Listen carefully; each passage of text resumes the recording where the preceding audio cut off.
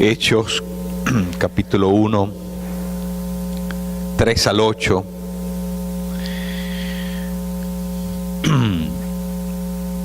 Gloria a Jesús. Mire, hay algo interesante. Jesús prepara a sus discípulos, a los 120, antes de prometerles enviar el Espíritu Santo para que los bautizara.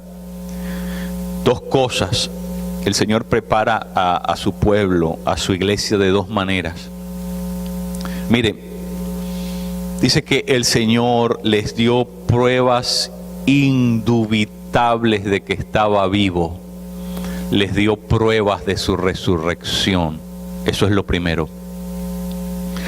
Jesús se muestra como el Dios vivo. ¿Sabes qué? Es algo que es indignante, algo que corta el mover del Espíritu y de la presencia de Dios. Es contenida cuando nosotros comenzamos a tratarlo a Él como si fuera un Dios muerto. El Espíritu Santo se apaga por completo. Porque la Escritura dice que la iglesia está fundada en algo.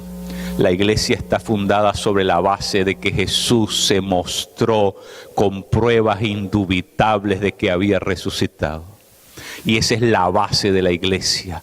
Dice Pablo en primera carta a los Corintios capítulo 15, que si Cristo no resucitó, vana es nuestra fe. Ya no hay ningún sentido de reunirnos, ya no hay ningún sentido de llamarnos la iglesia, ya no hay ninguna razón para creer en todo lo que está contenido en este libro. Si Jesús nos resucitó, esto no sirve de absolutamente nada. Así que lo que primero que Jesús hizo fue preparar a la iglesia. ¿Y cómo prepara Jesús a la iglesia? Revelándole que Él es el Dios vivo.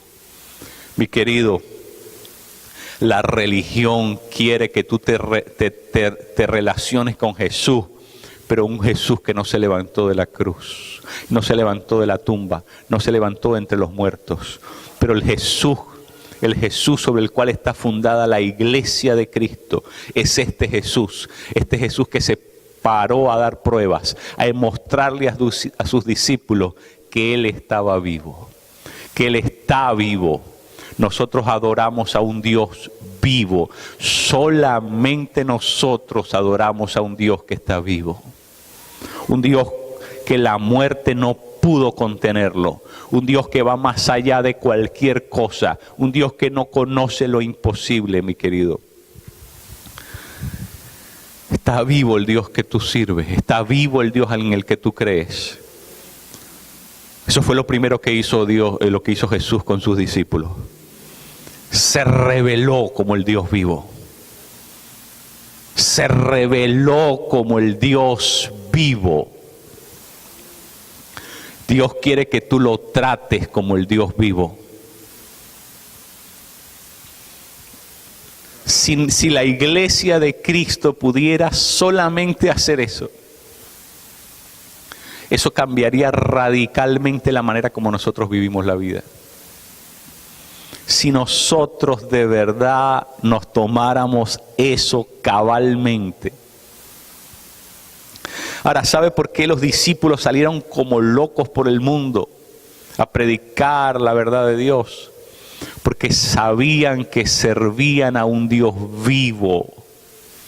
Juan en la primera carta dice: de lo que oímos, de lo que tocamos, de eso le hablamos. Porque para Juan, Jesús no era un Dios muerto, era el que habían oído, al que habían visto y al que habían tocado. La fe cristiana está basada sobre una experiencia, y la fe cristiana está basada sobre un milagro. Si nosotros no podemos creer en el Dios vivo, cerramos la puerta a los milagros, cerramos la puerta a lo sobrenatural, porque la fe cristiana está fundada sobre milagro. El gran milagro de la resurrección, donde el poder de Dios se manifestó sobre cualquier otra ley natural. El ser humano puede inventar cualquier cosa, pero el ser humano no puede resucitar a una persona que ya se murió. Eso solamente lo puede hacer el Dios vivo, el que tiene la vida, el que imparte la vida, el que administra la vida. Solamente Él puede hacerlo. Lo primero que Jesús hizo fue mostrarse vivo. Querido, mi querido, si usted y yo entendiéramos que tenemos un Dios vivo, Él está vivo, es una persona viva, dinámica, activa. La religión lo ha convertido en una caricatura, pero nosotros tenemos este Dios, el que se levantó de la tumba, el que se mostró delante de sus discípulos, el que le dejó a Tomás tocar sus heridas, el que comió delante de ellos. Jesús de Nazaret está vivo, mi querido. Eso es lo primero que Jesús hace, darle pruebas contundentes. ¿Sabe por qué? Porque cuando a usted le queda un poquito de duda, un ápice de duda, se comienza a comer. La duda es como un gusanito.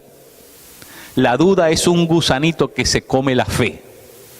Y cuando esa duda comienza a comer, usted no ve que un solo gusanito, usted lo deja una noche encima de una matica y el día siguiente no consigue la matica. El gusanito se la comió toda.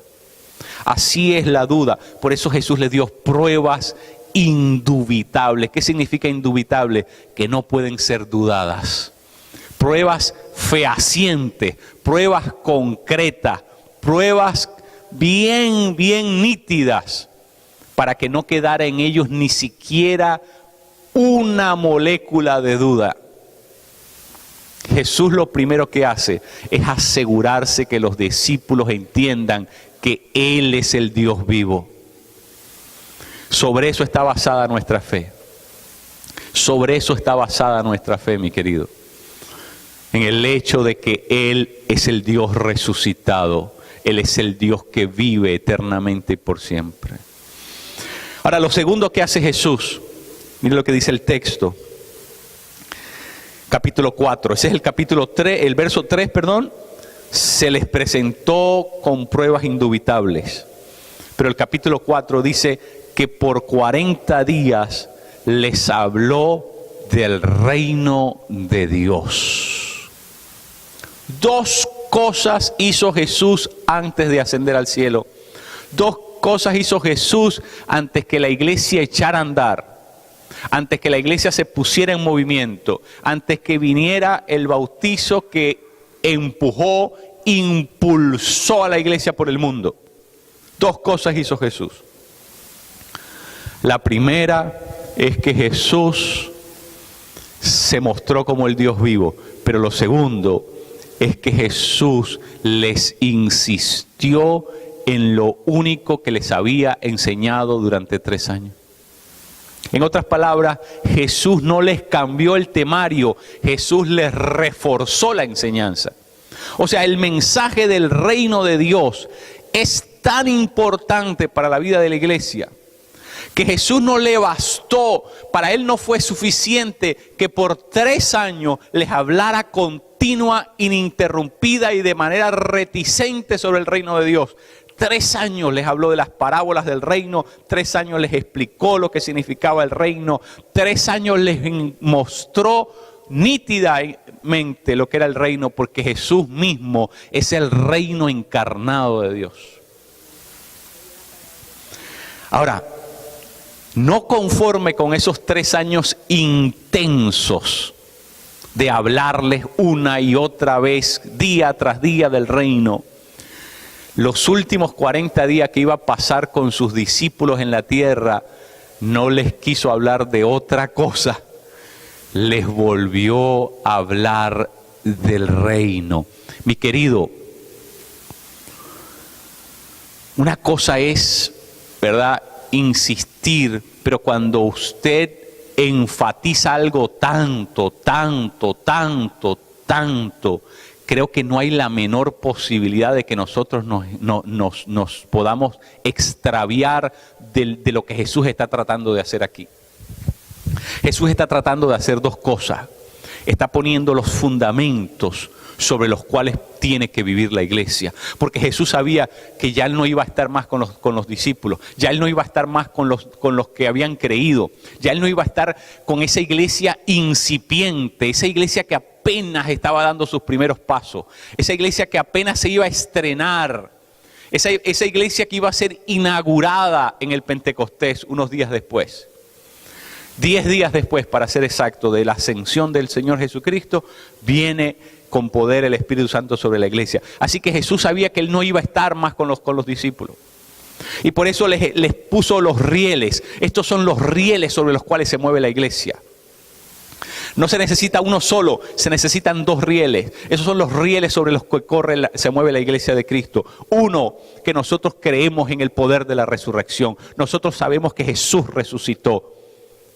Y cuando declaramos que Jesús resucitó, lo que estamos declarando es que el imperio de la muerte, el imperio del mal, el imperio del pecado, el imperio de Satanás fue destruido en la cruz, fue destruido en la resurrección, y por lo tanto la iglesia es victoriosa. La iglesia se levanta con poder. Eso es lo que significa la resurrección. La resurrección significa que ya no hay imposible. La resurrección significa es que nada puede detener el poder de Dios. La resurrección significa que todo lo que está en esta palabra se va a cumplir cabalmente. Porque Él es la resurrección y la vida. Jesús se levantó entre los muertos. Así que ya no podemos atemorizarnos ante nada. Ya no podemos tener duda. Porque la duda nos hace retroceder. La duda se come nuestra fe. La duda nos hace extraviarnos en el camino de Dios. Por eso Jesús se aseguró que sus discípulos entendieran claramente que Él había resucitado, que Él es el Dios poderoso, que Él es el Dios invicto y que la muerte ni Satanás nada lo pudo detener. Ahora mire, les insiste en hablar del reino. ¿Por qué Jesús insiste en hablar del reino? Esto es muy importante para que nosotros entendamos por qué somos la iglesia de Cristo. Porque el reino, Jesús lo dijo en Juan 18, el reino, mi reino no es de este mundo. Ahora, ¿qué quiere decir cuando Jesús dice mi reino no es de este mundo? Lo que quiere decir es que lo que Jesús les estaba enseñando es algo sobrenatural. Es algo extraterrestre, si quisiéramos decirlo, porque extra significa fuera, terrestre significa tierra, algo que está más allá de la tierra, que no se puede contener, que no se puede limitar a esto que llamamos el planeta Tierra. Es algo que trasciende, es algo celestial, es algo que viene del cielo, es algo divino. El reino de Dios es algo sobrenatural. Iglesia, nosotros tenemos un Dios sobrenatural y tenemos un reino sobrenatural. Lo sobrenatural es algo para lo cual tú y yo estamos destinados. Lo sobrenatural es parte esencial de la vida cristiana. Esencial, dije. Esencial quiere decir que esto tiene que ser cotidiano. La iglesia de Cristo está basada sobre el milagro de la resurrección y está basada sobre el poder de la resurrección y sobre el reino sobrenatural, celestial y divino que Jesús representa. ¡Wow! Imagínense lo que esta enseñanza representaba para la iglesia naciente, para la iglesia primitiva. Saber que Dios, el Dios de ellos, está vivo. ¿Quién puede adorar con tal certeza? ¿Quién puede adorar con tal certeza sin saber que su Dios está vivo? Me imagino que una persona que se postra ante una imagen, ante una esfinge, Yo nunca lo he hecho, pero me imagino que esa persona en algún momento se le tiene que pasar por la cabeza, y este pedazo de cosa me estará oyendo, esto de verdad trabaja, esto será de verdad. O sea, me imagino que eso es lo que la persona, pero después que usted vio a Jesús resucitar y lo tocó, ¿usted cree que usted puede tener ese mismo pensamiento? Ellos estaban adorando al Dios vivo. Mire, mi querido, esta mañana, hace apenas unos minutos, ¿sabe por qué le dije, cállese, haga silencio, espere? ¿Sabe por qué? Porque yo sentí que una presencia, que una persona entró en este sitio, que yo no la pude escuchar de ninguna otra manera. Espiritualmente yo sabía que una presencia, la presencia de Jesús, había entrado físicamente a este lugar. ¿Y sabe por qué? Yo le digo, Señor, ¿por qué? El Señor quiere confirmar este mensaje, que nosotros entendamos que nosotros tenemos un Dios vivo. Porque si usted y yo no nos convencemos de eso, no podemos ser cabalmente la iglesia de Cristo con todas sus letras. Vamos a ser una iglesia venida menos, vamos a ser una iglesia devaluada, vamos a ser una iglesia incolora, inolora e insulsa. Una iglesia que no sirve para nada, sino para ser pisoteada, para ser hollada por los hombres. Mi querido, en estos tiempos Dios está restaurando la iglesia. Dios está restaurando el poder de la iglesia. Dios está restaurando la capacidad de la iglesia para predicar el reino de Dios. ¿Sabe una cosa, mi querido? El reino de Dios no se puede predicar sin que el reino de Dios venga acompañado con señales y milagros. ¿Sabe por qué? Porque el reino de Dios es el reino poderoso de Dios, es el reino sobrenatural, es lo que acompaña la gloria de Dios. Y donde la gloria de Dios llega, la gloria de Dios transforma todo lo que está a su paso. ¿Y sabe qué, mi querido? Yo me he convencido de que yo quiero un evangelio completo. ¿Sabe por qué? Porque yo descubrí que Jesús pagó por todo completo. Y si Él pagó por todo, ¿por qué yo me voy a conformar con que me den la mitad nada más? Yo quiero el evangelio del reino. Usted sabe que aquí en el Nuevo Testamento el evangelio no se llama el evangelio a secas. Se llama el evangelio del reino de Dios. Ese evangelio no es solamente un mensaje bonito, un mensaje cándido, un mensaje, ¿verdad?, esperanzador, un mensaje de optimismo. No, es un mensaje que tiene que venir acompañado siempre con el poder de Dios. Mire, ¿sabe lo que dice la palabra en Marcos capítulo 16? Venga rapidísimo, Marcos capítulo 16. Vaya al último versículo de Marcos 16. Mire lo que dice tan lindo. Mientras la iglesia, mientras los discípulos, los apóstoles predicaban el evangelio, ¿qué cosa comenzó a pasar? Alguien que lo lea en voz alta, por favor, para todos.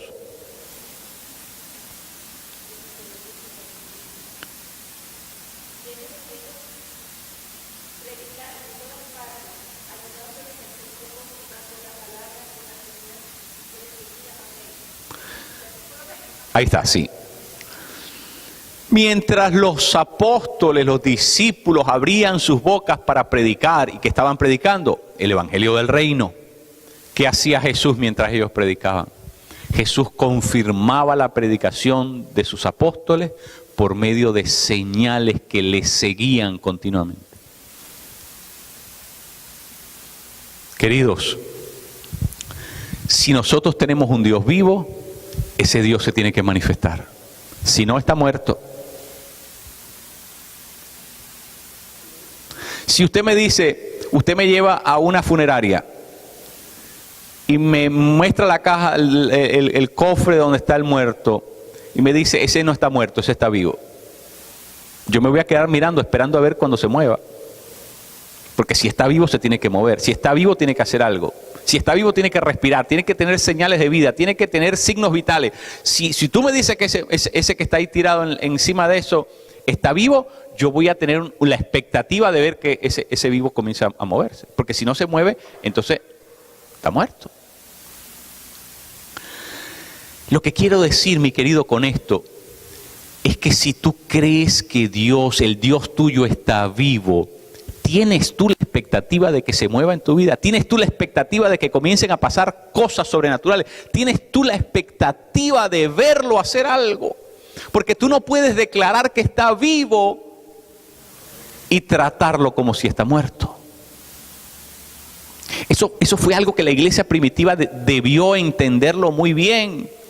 Que si está vivo, va a seguir estando vivo. Y si está vivo, se tiene que manifestar. Mis queridos,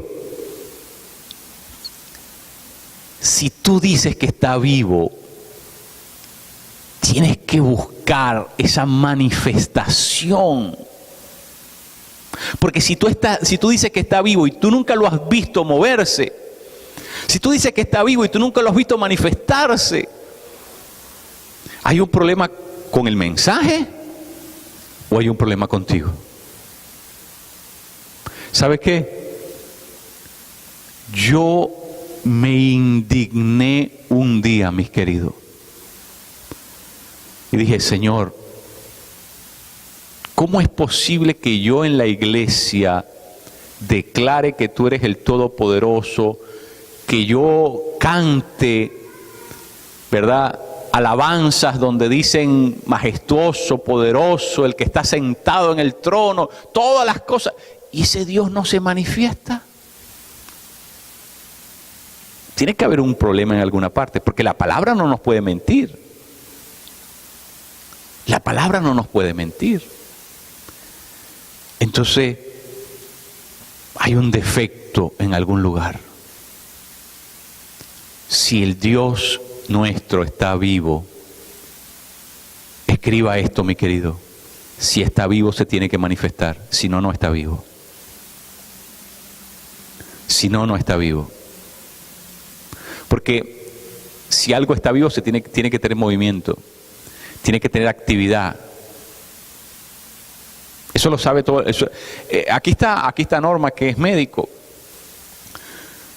Cuando usted ve una persona tendida, tiene que ir a buscar los signos vitales. Si no tiene signos vitales, ya no le hagan más nada, no hay nada que hacer.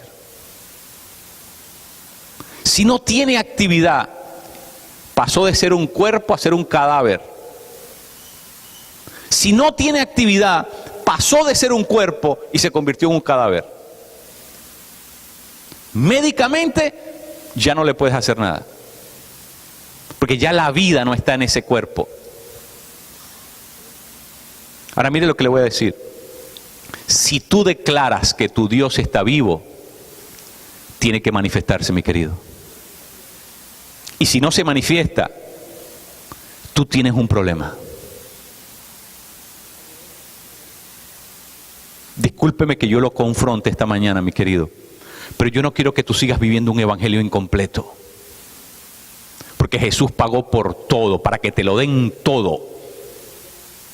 Jesús sufrió en la cruz para que tú tengas derecho a vivir un evangelio completo, con todas las letras, con todo el respaldo del poder de Dios. Ahora, ¿qué hubiese pasado aquí en Marcos 16 si los apóstoles predicaban y Jesús no confirmaba con señales? Problemas. Porque entonces quería decir que ese Dios no estaba vivo. Si no se manifestaba con señales, aquí hay un problema. Aquí hay gato encerrado. Aquí me están tomando el pelo. Si tú dices que Dios está vivo, entonces tu Dios tiene que comenzar a moverse. Yo no sé si esto es 100% cierto, pero está en la historia, en los anales de la historia. Marco Polo fue un gran cristiano. Fue uno de los hombres que recorrió el mundo, ¿verdad?, haciendo mapas. Era un cartógrafo, gran navegante. Pero se dice que Marco Polo cayó en manos de los árabes. Y los árabes habían leído la Biblia, donde decía que si tienes fe como un grano de mostaza, harás que las montañas se muevan. Y para burlarse de Marco Polo, lo llevaron a un sitio y le dijeron: si el Dios tuyo es este, y eso es verdad que el Dios tuyo es así, tú tienes que hacer que esas montañas se muevan. Imagínense. Pero mi querido, para que usted vea lo que es el poder de Dios, esto está en la historia. Dice que Marco Polo clamó a Dios. Marco Polo clamó a Dios y de manera insospechada, delante de toda esa gente que estaba allí provocándolo, hubo un estremecimiento de tierra. Mucha gente dice que fue un terremoto, coincidencialmente. Yo no lo creo. Yo creo que es el poder de Dios que hizo que eso pasara. Si el Dios tuyo está vivo, se tiene que manifestar. La iglesia primitiva comenzó a ser la iglesia bajo una premisa: si mi Dios está vivo, se tiene que manifestar. Esa es la premisa con la que la iglesia primitiva comenzó a ser la iglesia de Cristo. ¿Sabe por qué, mi querido? Porque ¿de qué le vamos a ir a hablar a la gente? Le vamos a ir a hablar de un mensaje. Pero si ese mensaje no tiene ningún poder, ¿para qué le voy a dar el mensaje? Si el mensaje de la Biblia no tiene poder, es igual a echarle el cuento de Blancanieves y los 7 enanitos, o la Bella Durmiente, o ¿cómo se llama? El león, ¿cómo se llama? Lion King. Cualquier cosa, cualquier fábula de la historia. Si el Cristo que está detrás de estas páginas no está vivo, lo que le estamos echando a la gente es un cuento.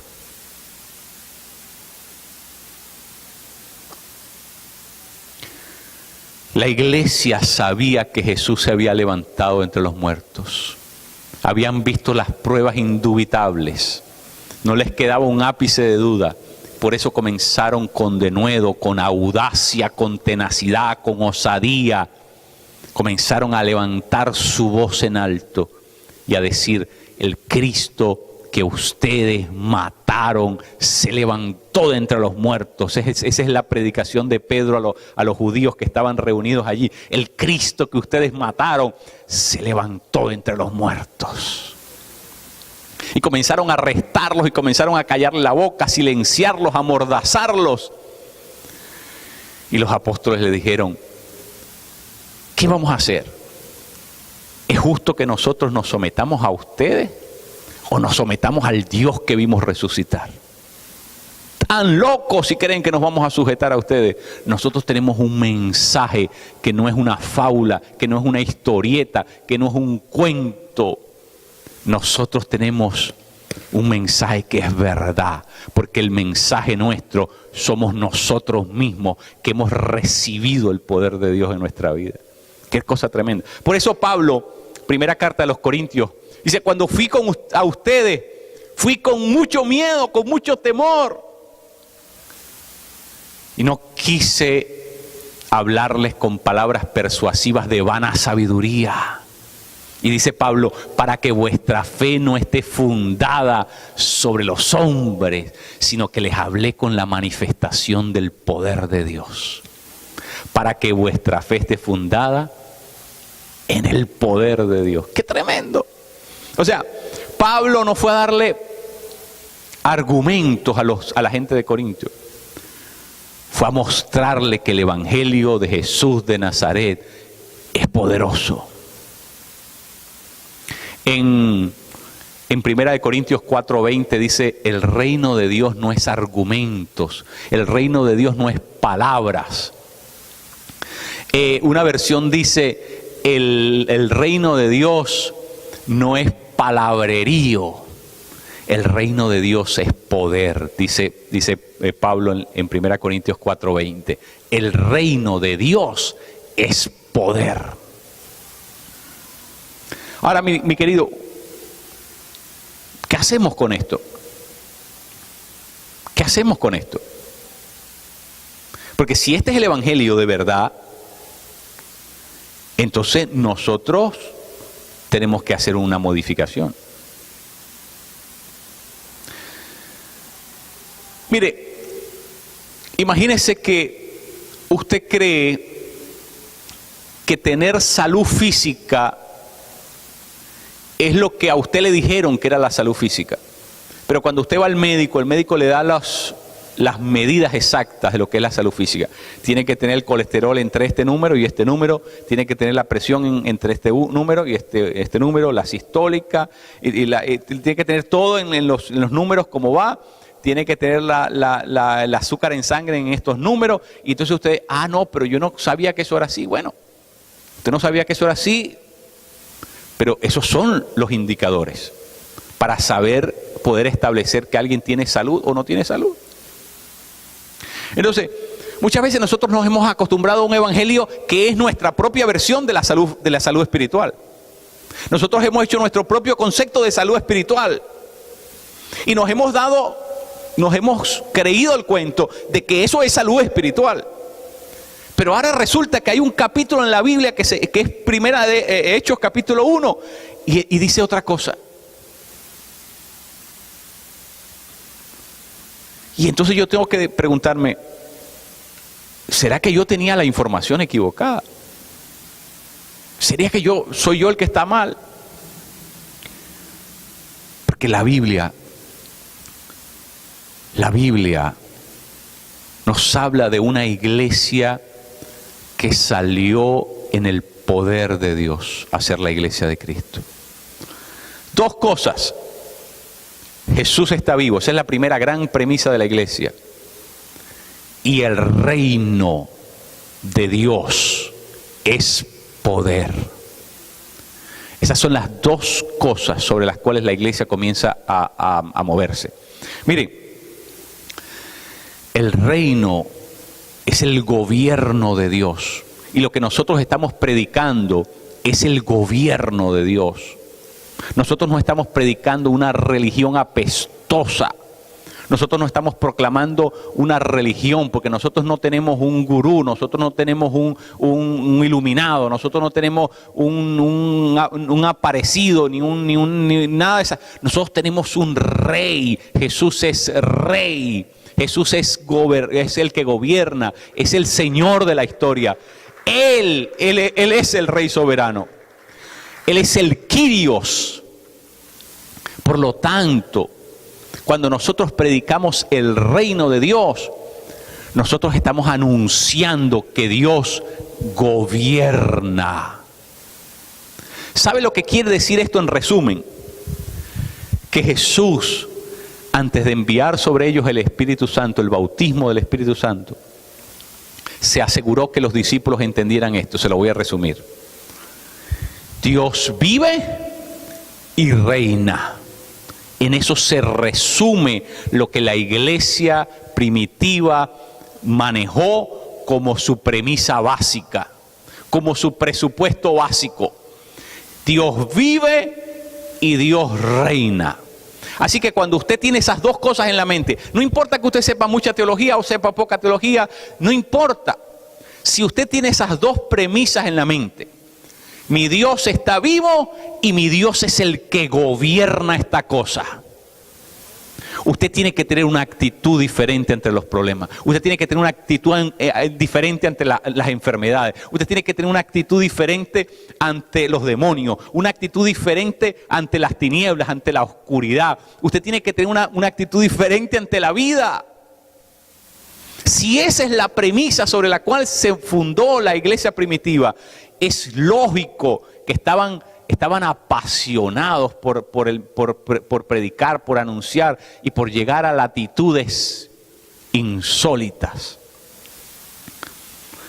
Pero mi querido, si usted se aplasta en el sofá y agarra la Biblia y el Dios suyo solamente es de papel y tinta, y usted no tiene la expectativa de que ese Dios irrumpe, de que ese Dios actúa, de que ese Dios está vivo, ¿sabe lo que va a pasar? Usted se va a llenar de doctrina y de textos bíblicos y se va a llenar de un montón de información, pero ese Dios no se va a manifestar nunca por la puerta de tu casa. Vas a ver a tus propios hijos, como pasa en muchísimas familias cristianas, sus propios hijos arruinados, en miseria espiritual, haciendo lo que es la voluntad del enemigo en vez de hacer la voluntad de Dios. ¿Sabe por qué, mi querido? Porque una cosa es la teoría, pero hay un momento que tú tienes que decir, espérate, yo tengo un Dios vivo y yo tengo un Dios que reina. El que reina no es Satanás, Él es el impostor. Yo tengo uno que sí reina, el Todopoderoso. Y entonces tienes que cambiar tu mentalidad. Entonces, mire, mi querido, la iglesia, por eso es que la iglesia primitiva estaba enloquecida con las cosas de Dios. Porque podía ver otra cosa. Porque cuando nuestras premisas son las equivocadas, obviamente nuestra conducta termina por ser equivocada. Pero cuando yo tengo la premisa correcta, Jesús se aseguró de que entendieran que Él estaba vivo. Tóquenme, tráiganme de comer. No le dijo Jesús eso, tráiganme de comer. A ver si un espíritu puede comer. Tráiganme de comer. Tóquenme. Mete tu mano aquí, Tomás. Qué tremendo. Porque no quería dejar en nadie la duda. Yo soy el Dios vivo. Qué tremendo. Mire, la iglesia, le voy a decir algo. La iglesia primitiva no era muy sofisticada. Diríamos más bien era una iglesia a lo rústico. La iglesia en el mundo occidental el día de hoy es una iglesia muy sofisticada. Tiene una carrocería muy grande, con muchos features adentro del carro. Pero tiene un motorcito de esos de moto. Tiene un carro inmenso y tiene un motorcito de moto. En cambio, la iglesia primitiva era puro motor, no tenía carrocería por fuera, pero era puro motor. Era una iglesia donde no había mucho lujo, no había mucho oropel, no había mucho artilugio, ¿verdad? No había mucha decoración. Era una iglesia donde no había mucha teología, pero tenían varias cosas muy claras. Que Jesús vivía y que Él había venido a reinar sobre la tierra. Tu Dios hace esas dos cosas. Tu Dios vive y tu Dios reina. ¿En teoría o en la práctica? ¿En teoría o en la práctica? Porque yo no dudo que ustedes crean que Dios está vivo. Y yo no dudo que ustedes crean que Dios reina. Jamás se me ocurriría pensar eso. La pregunta ¿es así como ustedes intentan vivir cotidianamente? Yo quiero aprender a vivir así. No estoy diciendo que yo ya estoy allí. Pero ¿sabe qué, mi querido?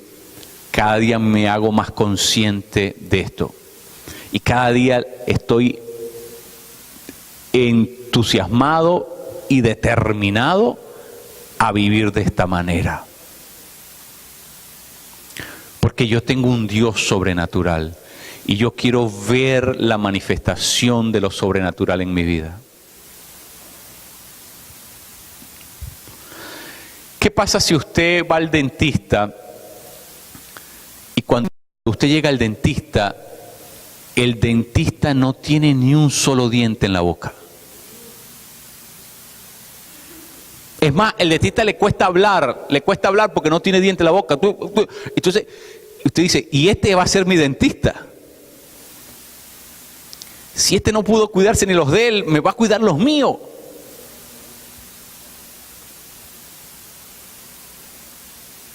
Ahora, ¿sí me entiende lo que le quiero decir? Si nosotros hablamos de un Dios que vive y reina, ese Dios tiene que hacer algo en mí. Yo tengo que ser el vivo ejemplo de que ese Dios es poderoso. Yo tengo que experimentar, haber experimentado eso. Eso es muy importante. Porque si yo soy el dentista y no tengo diente, la gente no me va a creer. La gente no me va a creer. Si yo no puedo mostrar mis dientes blancos y perfectos y, ¿verdad?, las piezas todas donde van y bien, entonces espérate. Hay un problema. El gran problema de la fe cristiana es que hablamos un Dios demasiado grande, demasiado genial, demasiado espléndido, demasiado poderoso. Pero la gente no lo ve en la práctica. La gente no lo ve en nuestra vida. Entonces la gente termina diciendo, espérate, este es un dentista sin diente. Este tipo es un dentista sin diente. Mi querido, quiero que sepan de parte del Señor que dentro de muy pocos días el Espíritu Santo vendrá sobre ustedes. Quiero que lo sepan de parte de Dios. Si tú lo puedes creer, esa profecía es para ti. Dentro de muy pocos días el Espíritu del Señor vendrá sobre ti. El Señor está capacitando su iglesia en estos tiempos. Porque el Señor va a llevar a su iglesia a una potencia, a una repotenciación extrema. Porque estamos entrando en tiempos muy malos. Porque el desenlace final de la historia humana se acerca. Y la iglesia se va a enfrentar con un ejército demoníaco que nunca habíamos visto. Pero Dios no nos va a dejar con menos armamentos. Dios no nos va a dejar en desventaja. Dios va a derramar su espíritu en esta generación. Y por eso yo te digo en esta mañana, mi querido, dentro de muy pocos días, el Espíritu del Señor vendrá sobre ti. El Espíritu del Señor va a venir sobre tu vida. Vas a entrar en una nueva etapa, vas a entrar en una nueva dimensión, vas a ser repotenciado en las cosas de Dios, vas a comenzar a ver señales, milagros, vas a comenzar, tu fe va a ser expandida, vas a poder creer lo que no creías antes, vas a poder entender lo que no entendías antes, vas a poder pedir lo que ni siquiera te atrevías a pedir antes, va a haber una expansión en tu fe.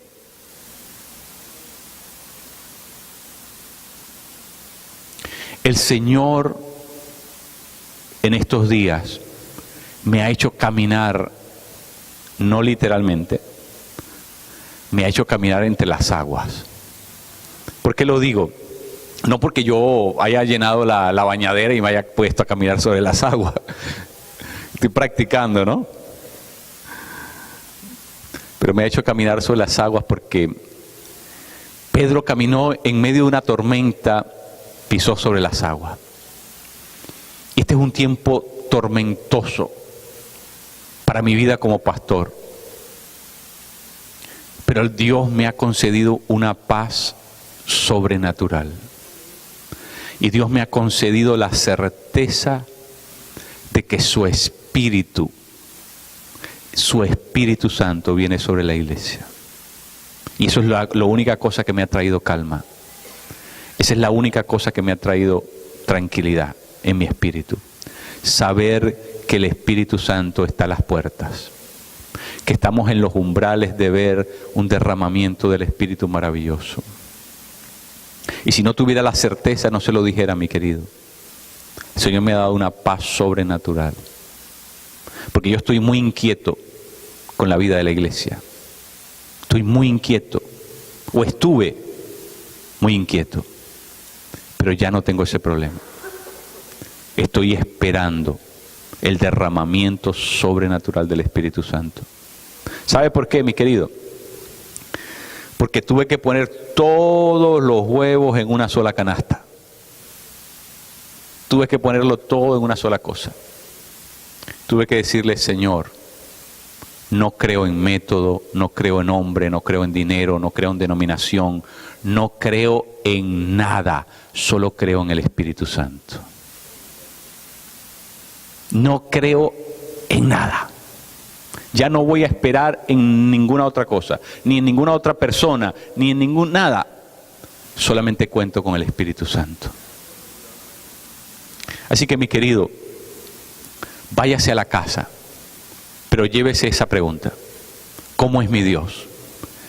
¿Es el Dios que vive y reina? Porque si tu Dios es el que vive y reina, eso va a comenzar entonces a producir una explosión dentro de ti. Yo creo en el Dios que vive y reina. Yo creo en el Dios que vive y reina.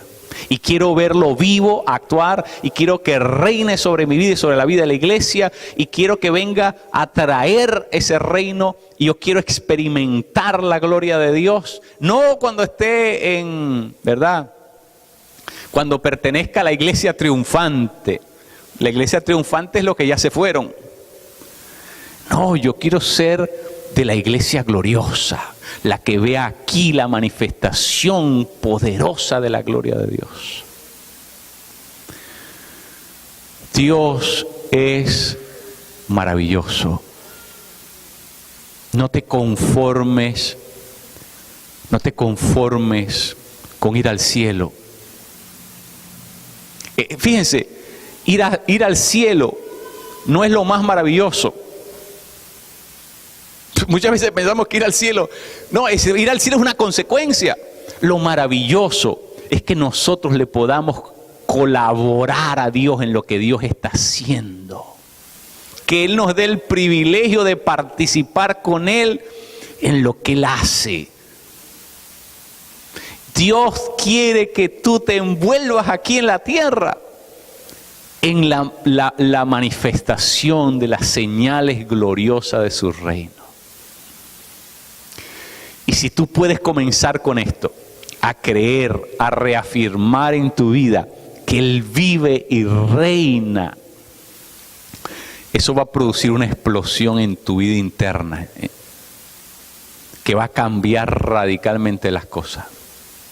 No te conformes con menos.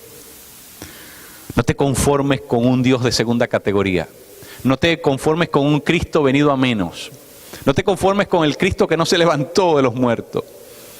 Tú tienes un Cristo diferente, Cristo poderoso, Cristo que puede cambiar las circunstancias, un Cristo que te va a equipar. Dios sabe que nosotros no podemos hacer nada. Y eso es lo bueno, cuando nosotros llegamos a la conclusión de que yo no puedo hacer nada. Porque en ese momento, el único que puede hacer las cosas a través de nosotros es Dios. Entonces comenzamos a contar con los recursos de Dios, comenzamos a contar con el poder de Dios y comenzamos a contar con lo que Dios quiere hacer. Y entonces las cosas comienzan a cambiar porque ya yo me quito del medio. ¿Y sabe qué, mi querido? Descubro que la única cosa que yo era para Dios era un estorbo. Pero en el momento que le digo, ¿sabes qué? Yo no puedo. Y entonces Dios dice, yo estaba esperando este momento, muchacho. Si eso es lo que yo quería, que tú reconocieras que tú no puedes. Porque ahora tú me das la oportunidad para que yo pueda hacer lo que tú no puedes hacer. Y sabes que Dios se va a manifestar en tu vida. Dios se va a manifestar en la vida de tus hijos. Dios se va a manifestar en tus negocios. Dios se va a manifestar en todas las cosas. Porque Dios lo quiere hacer. Porque Dios lo quiere hacer. Pero Él quiere que nosotros nos abramos al poder, a su poder. La semana que viene le voy a hablar de algo muy lindo. ¿Qué significa esperar? Porque Jesús le dijo a la iglesia, esperen, no se muevan. Tenemos que aprender a esperar espiritualmente. Pero no es esperar como uno espera una llamada telefónica. No. Esperar en el Espíritu significa otra cosa. La iglesia de Dios tiene que aprender a esperar. Porque Dios va a mandar algo, pero tenemos que estar esperándolo, pero tenemos que estar esperándolo en el Espíritu. No tenemos que estar esperándolo de otra manera. La espera de la que nos habla el texto es la espera espiritual. ¿Cómo esperamos lo que Dios nos va a dar espiritualmente? Es algo precioso. Es algo precioso. Dios quiere darnos algo. Se llama la promesa del Padre, la promesa de Abba, la promesa del Papito. Imagínense cómo nos ama el Padre, que a todos nos quiere dar ese regalo. Tenemos un Dios bueno y maravilloso, mi querido. Póngase en pie, por favor.